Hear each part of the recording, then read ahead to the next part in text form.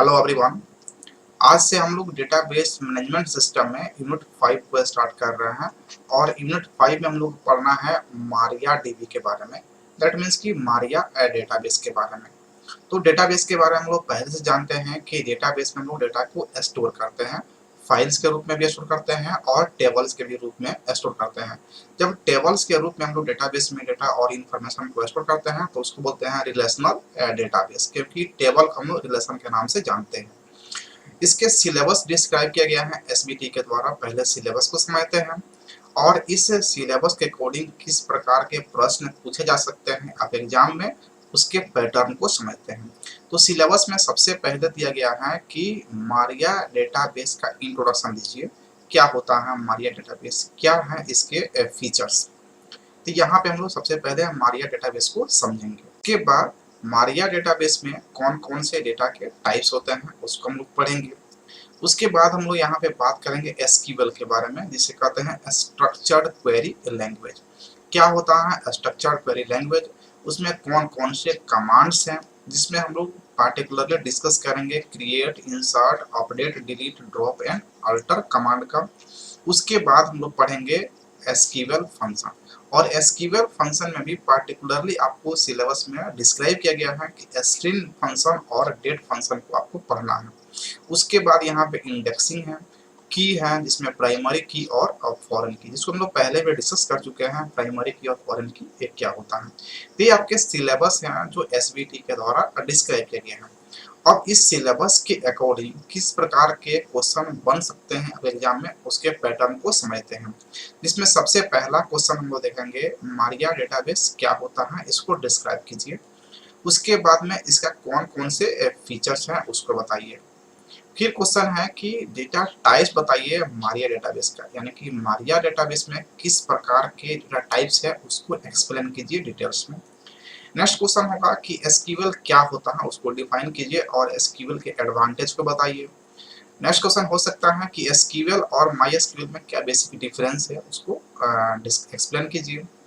Next question है यहाँ पे list and explain aggregate function using SQL with example, यानी कि एसक्यूएल में एग्जांपल के साथ एग्रीगेट फंक्शन को आप डिस्क्राइब कीजिए। फिर यहाँ पे क्वेश्चन हो सकता है कि explain in brief about various SQL statements, यानी कि एसक्यूएल में डिफरेंट डिफरेंट जो स्टेटमेंट्स है उसको यहाँ पे डिफाइन कीजिए, एक्सप्लेन कीजिए।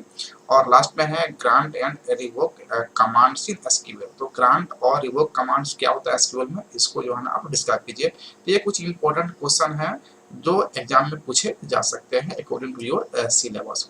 अब यहाँ पे हम लोग एक एक करके सभी टॉपिक्स को डिस्कस करेंगे, जिसमें सबसे पहला टॉपिक हम लोग का है introduction to Maria database. Maria database का इंट्रोडक्शन समझते हैं। उससे पहले कुछ हम लोग बेसिक कॉन्सेप्ट को समझते हैं कि मारिया डेटाबेस कहाँ से डेवलप हुआ, कैसे आया और एसक्यूएल का इसमें क्या काम है। यहाँ पे हम लोग सबसे पहले जानते हैं सी लैंग्वेज के बारे में, जिसको हम लोग थर्ड सेमेस्टर में पढ़ चुके हैं। सी एक हाई लेवल प्रोग्रामिंग लैंग्वेज होता है और इसका यूज करके हम लोग सॉफ्टवेयर को डेवलप कर सकते हैं। जिस प्रकार से सी एक लैंग्वेज है, ठीक उसी प्रकार से एसक्यूएल भी क्या है, एक लैंग्वेज है जिसका फुल फॉर्म होता है स्ट्रक्चर्ड क्वेरी लैंग्वेज। यानी कि एसक्यूएल भी एक लैंग्वेज है जैसा कि सी एक लैंग्वेज है। अब सी लैंग्वेज से हम लोग सॉफ्टवेयर को डेवलप करते हैं, ठीक उसी प्रकार से एसक्यूएल से भी हम लोग सॉफ्टवेयर को डेवलप करते हैं, जो सॉफ्टवेयर डेटाबेस को मैनेज करने का काम करता है। और वैसा डेटाबेस जो रिलेशनल डेटाबेस मैनेजमेंट सिस्टम, यानी कि रिलेशनल डेटाबेस हो, रिलेशनल डेटाबेस मैनेजमेंट सिस्टम। तो रिलेशनल डेटाबेस मैनेजमेंट सिस्टम क्या होता है, एक सॉफ्टवेयर होता है जो टेबल्स के फॉर्म में जितने भी इंफॉर्मेशन स्टोर होता है उसको मैनेज करने का काम करता है। और इस रिलेशनल डेटाबेस मैनेजमेंट सिस्टम को डेवलप करने के लिए हम लोग एक लैंग्वेज यूज करते हैं और उसी लैंग्वेज का नाम क्या होता है एसक्यूएल, स्ट्रक्चर्ड क्वेरी लैंग्वेज। तो सी लैंग्वेज के सिमिलर है कौन, एसक्यूएल। सी लैंग्वेज को हम लोग लिखते हैं किसी सॉफ्टवेयर पे जिसे हम लोग कंपाइलर के नाम से जानते हैं। इसको हम लोग कैसे जानते हैं, कंपाइलर के नाम से जानते हैं। और कंपाइलर क्या होता है, एक सॉफ्टवेयर होता है जहां पर सी के कोड को लिखते हैं, उसको कंपाइल करते हैं। कंपाइल करने का मतलब होता है कि उसके एरर को चेक करते हैं, कोई एरर तो नहीं है। फिर उसको हम लोग रन करके उसके आउटपुट को देखते हैं कि जो हम कोड लिखे हैं, जो हम आउटपुट चाहते थे उस तरह का आउटपुट आ रहा है कि नहीं, तो उसको चेक करने के लिए हम लोग एक सॉफ्टवेयर का यूज करते हैं जिसका नाम होता है कंपाइलर। और बहुत सारे सॉफ्टवेयर हैं जिसमें कुछ एग्जांपल मिल रहा है, जैसे ये हो गया आपका टर्बो सी और सी प्लस प्लस, देव सी प्लस प्लस, सबलिम टेक्स्ट। ये क्या होता है, सॉफ्टवेयर होते हैं जिस पर हम लोग सी लैंग्वेज को लिखते हैं और उसको कंपाइल करते हैं। जैसे सी लैंग्वेज को लिखने के लिए कंपाइलर की आवश्यकता होता है, सॉफ्टवेयर की आवश्यकता होता है, ठीक उसी प्रकार से एसक्यूएल को भी लिखने के लिए कुछ सॉफ्टवेयर दिए गए हैं। जैसे माई एसक्यूएल जो सबसे पहले आया, वो माई एसक्यूएल एक सॉफ्टवेयर आया जहां पर एसक्यूएल लैंग्वेज को हम लोग इजिली लिख सकते हैं। माई एसक्यूएल फाउंडेशन के द्वारा डेवलप किया गया एक डेटाबेस मैनेजमेंट सिस्टम है जो रिलेशनल डेटाबेस मैनेजमेंट सिस्टम को मैनेज करने का काम करता है। बाद में माई एसक्यूएल को सन माइक्रो सिस्टम कंपनी के द्वारा एक्वायर कर लिया गया, दैट मीन्स खरीद लिया गया। और उसके बाद ओरेकल के द्वारा सन माइक्रो सिस्टम कंपनी को ही खरीद लिया गया। उसके बाद जो माई एसक्यूएल फाउंडेशन था, जिसके संस्थापक मोंटी थे, उनके दिमाग में एक नया जो है ना डेटाबेस का आइडिया आया और उन्होंने एक माई एसक्यूएल के बेसिस पर एक नया सॉफ्टवेयर को डेवलप किया जो रिलेशनल डेटाबेस मैनेजमेंट सिस्टम कहलाया और उसका नाम उन्होंने रखा मारिया डेटाबेस, जिसका 98% 99% जो कोड है, फीचर्स हैं, वो माई एसक्यूएल से मिलता जुलता है। यही कारण है कि माई एसक्यूएल का बेस्ट रिप्लेसमेंट माना जाता है मारिया डेटाबेस को। मारिया डेटाबेस एक open source database management system है जो फ्री है, यानी कि ओपन सोर्स का मतलब होता है फ्री में आप इसको यूज कर सकते हैं, डाउनलोड कर सकते हैं और इससे कोड को कॉपी कर सकते हैं, कोई कॉपीराइट इशू नहीं आएगा। और ओरेकल भी डेटाबेस मैनेजमेंट सिस्टम है जहां पर आप एसक्यूएल को लिख सकते हैं। तो जिस तरह से सी लैंग्वेज को आप टर्बो सी पे, देव सी पे और सबलिम टेक्स्ट पे लिख सकते हैं, ठीक उसी प्रकार से आप एसक्यूएल को माई एसक्यूएल पे, मारिया डेटाबेस पे या ओरेकल पे लिख सकते हैं। तो यहाँ पे हम लोग कुछ सिमिलरिटी देखिए, यहाँ पे कुछ समझने का कॉन्सेप्ट प्रयास किए कि सी एक लैंग्वेज है और एसक्यूएल भी एक लैंग्वेज है। ये सब सॉफ्टवेयर होते हैं और ये भी क्या है, सॉफ्टवेयर है। इसका मतलब मारिया डेटाबेस मैनेजमेंट सिस्टम क्या है, एक रिलेशनल डेटाबेस मैनेजमेंट सिस्टम है जो टेबल के फॉर्म्स में इंफॉर्मेशन को स्टोर करता है और उसको मैनेज करने का काम करता है। और इसी मारिया डेटाबेस को हम लोग को यहाँ पे इंट्रोडक्शन देखना है। तो हम लोग आते हैं मारिया डेटाबेस क्या होता है, कैसे इसको हम लोग लिख सकते हैं, एग्जाम में अगर पूछा जाता है। तो सबसे पहले आप यहाँ पे कह सकते हैं कि मारिया डेटाबेस जो होता है ना, वो रिलेशनल डेटाबेस मैनेजमेंट सिस्टम होता है जिसमें डेटा स्टोर होता है टेबल्स के फॉर्म में। यानी कि अगर ये डेटाबेस है तो इसमें जो भी डेटा स्टोर होगा वो क्या होगा, टेबल्स के रूप में स्टोर होगा। और इसको मैनेज करने के लिए जिस सॉफ्टवेयर की आवश्यकता होता है उसको बोलते हैं डेटाबेस मैनेजमेंट सिस्टम। तो डेटाबेस मैनेजमेंट सिस्टम अगर टेबल्स के रूप में अगर वो मैनेज कर रहा है तो उसको बोलते हैं रिलेशनल डेटाबेस मैनेजमेंट सिस्टम। और माई एसक्यूएल हो गया, मारिया डेटाबेस हो गया, ओरेकल हो गया, ये सब रिलेशनल डेटाबेस मैनेजमेंट सिस्टम है जो रिलेशनल डेटाबेस को मैनेज करने का काम करता है। तो ये हो गया आपका मारिया डेटाबेस। और यहाँ पे ऐप के माध्यम से यूजर जो है ना उस डेटाबेस का यूज करके डेटा को फेच करता है और उसमें रिट्राइव करने का काम करता है।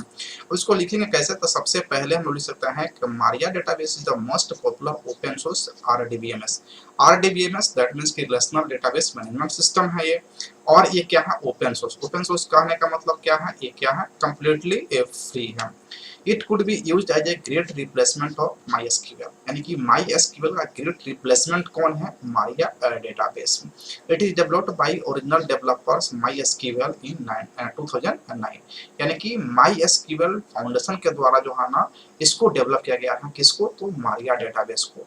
MySQL एक फाउंडेशन है जिसके संस्थापक मोंटी हैं और उनके द्वारा जो है ना MySQL को डेवलप किया गया था, जिसको बाद में एक्वायर कर लिया गया। उसके बाद जो है ना MySQL फाउंडेशन के द्वारा 2009 में जो है ना मारिया डेटाबेस को यहाँ पे डेवलप किया गया। Maria database can also store data in various tables because it is a RDBMS. तो चूंकि ये रिलेशनल डेटाबेस मैनेजमेंट सिस्टम है इसलिए ये जो जितने भी इंफॉर्मेशन और डेटा होते हैं उसको स्टोर करता है टेबल्स के फॉर्म में। To establish the relationship between this table और डिफरेंट जो टेबल इसमें बनते हैं तो उनके बीच में रिलेशन को एस्टैब्लिश करने के लिए कुछ की का यूज करते हैं जिसमें प्राइमरी की और फॉरेन की जो है ज्यादा यूज होता है। लास्ट पॉइंट है, the Maria database project is the brain child of Michael Monty the founder of MySQL। यानी कि माइकल मोंटी कौन है, फाउंडर है MySQL फाउंडेशन के और इन्हीं के दिमाग का उपज है कौन, मारिया डेटाबेस। क्यों, क्योंकि इसके पहले इन्होंने डेवलप किया था MySQL को और माई एसक्यूएल चूंकि एक्वायर कर लिया गया दूसरे कंपनी के द्वारा, इसलिए उन्होंने एक नया डेटाबेस डेवलप किया और उस डेटाबेस मैनेजमेंट सिस्टम का नाम दिया उन्होंने मारिया डेटाबेस। अब इसको आप इसके डिफिनेशन को समराइज करके देखते हैं तो आप कह सकते हैं ये ओपन सोर्स यानी कि फ्री सॉफ्टवेयर है और एक रिलेशनल डेटाबेस मैनेजमेंट सिस्टम होता है। ये ग्रेट रिप्लेसमेंट है माईएसक्यूएल का। मारिया डेटाबेस को डेवलप किया गया था 2009 में माईएसक्यूएल फाउंडेशन के द्वारा, और ये इंफॉर्मेशन और डेटा को स्टोर करता है टेबल्स के फॉर्म में, और उस टेबल्स को मैनेज करने के लिए, रिलेशन एस्टैब्लिश करने के लिए हम लोग प्राइमरी की और फॉरेन की का यूज करते हैं। और ये जो है ना माइकल मोंटी के दिमाग का उपज है, कौन? मारिया डेटाबेस, जो माईएसक्यूएल फाउंडेशन के फाउंडर मेंबर हैं। तो यहाँ पे हम लोग मारिया डेटाबेस को डिफाइन किए। अब इसके फीचर्स की बात करते हैं तो फीचर में सबसे पहला पॉइंट होता है ये फास्टर होता है, स्केलेबल होता है और रोबस्ट होता है। फास्टर आप समझ रहे हैं, बहुत ही फास्ट काम करता है। स्केलेबल का मतलब होता है कि यह एक ऐसा डेटाबेस है जहां पे बहुत ही इजीली आप उसमें कोई भी बदलाव कर सकते हैं, एडिट, डिलीट, अपडेट कुछ भी कर सकते हैं, अल्टर कर सकते हैं बहुत ही आसानी से। रोबस्ट का मतलब है कुछ भी उसमें अगर आप बदलाव करते हैं तो कोई भी इनकंसिस्टेंसी नहीं होगा, दैट मीन्स कि कोई भी एरर इसमें नहीं होगा, उस एरर को मेंटेन करेगा यानी कि कंसिस्टेंसी को मेंटेन करके रखेगा, उसका मतलब होता है robust. It is license under GPL, LGPL और वीएसडी, यानी कि लाइसेंस वर्जन है जिसके अंडर में आता है कौन? मारिया डेटाबेस। इन सभी से जो है इसको लाइसेंस प्राप्त है। जीपीएल का मतलब होता है जनरल पब्लिक लाइसेंस, एलजीपीएल का मतलब होता है लेसर जनरल पब्लिक लाइसेंस, और वीएसडी का मतलब होता है ब्रेकली सोर्स डिस्ट्रीब्यूशन। इसका फुल फॉर्म जो है आपको नोट्स में सब मिल जाएगा डिटेल्स में। It uses a standard and popular query language, ये बहुत जो है ना पॉपुलर और क्वेरी लैंग्वेज को यूज करता है कौन? मारिया डेटाबेस।